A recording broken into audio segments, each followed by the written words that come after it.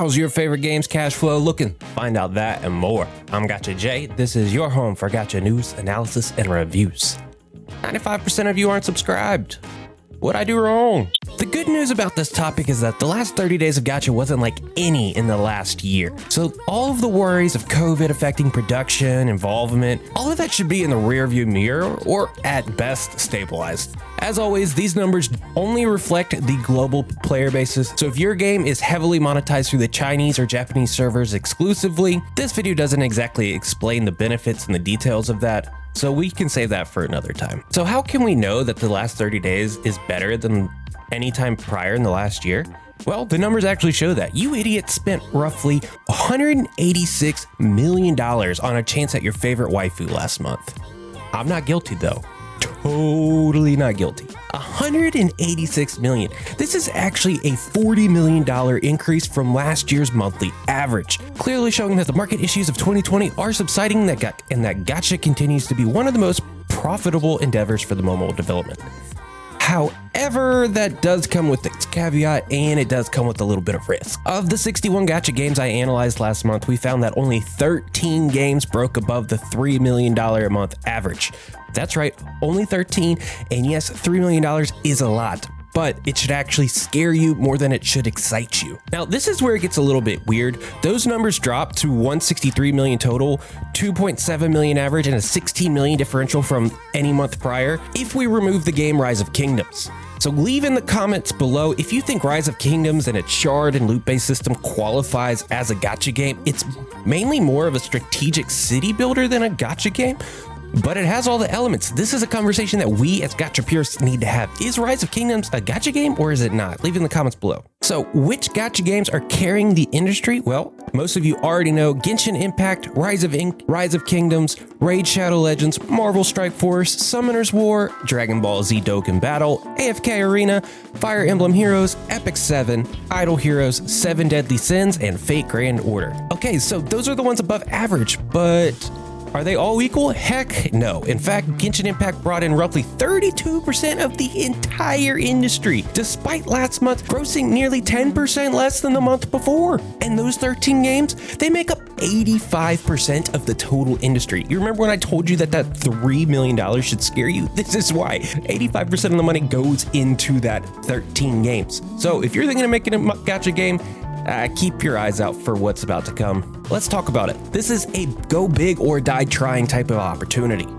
Now that we have looked at the top end, let's go ahead and take another look at the bottom end. These games brought in roughly less than $100,000 last month, a figure that likely means they cannot sustain the development cost to push any significantly new content, and it may actually be at the end of the content cycle of their game, barring publisher interference. Those are Danmachi, Deck Heroes, Soccer Spirits, Heroes War Counterattack, Idola Phantasy Star Saga, Sad Face, and Megatsu Warhide. So if you are currently playing these games, fair warning.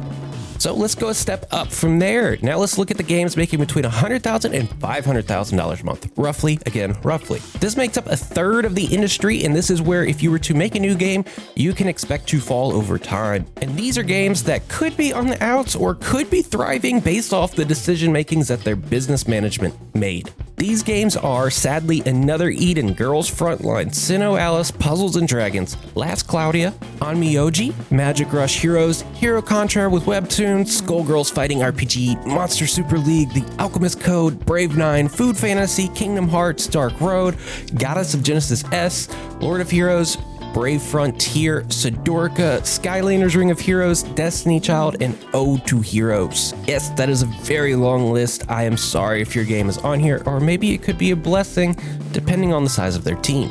The $500,000 to $1 million a month mark symbolizes healthy companies, barring extremely mismanagement issues.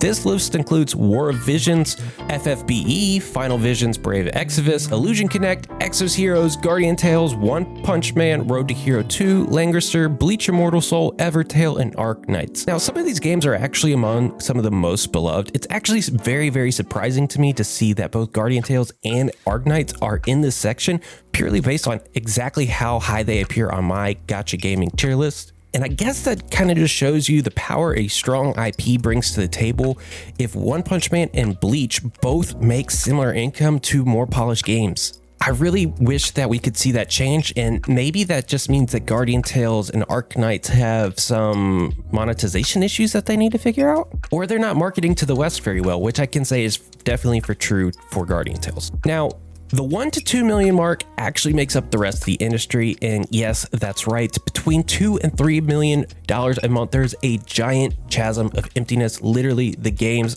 are non-existent in that category. You are either making above 3 million or below 2 million. Why, I do not know. These games are likely thriving and will be around for much, much longer. Those games consist of Bleach Brave Souls, Princess Connect Redrive, which I will say may be a bit of a caveat considering it's new, Honkai Impact 3rd, Cookie Run Kingdom, also new but has established brands otherwise, Mobile Legends Adventure, Azure Lane, Destadia Final Fantasy 00, Saint Seiya Awakening, One Piece Bounty Rush, and Dragalia Lost.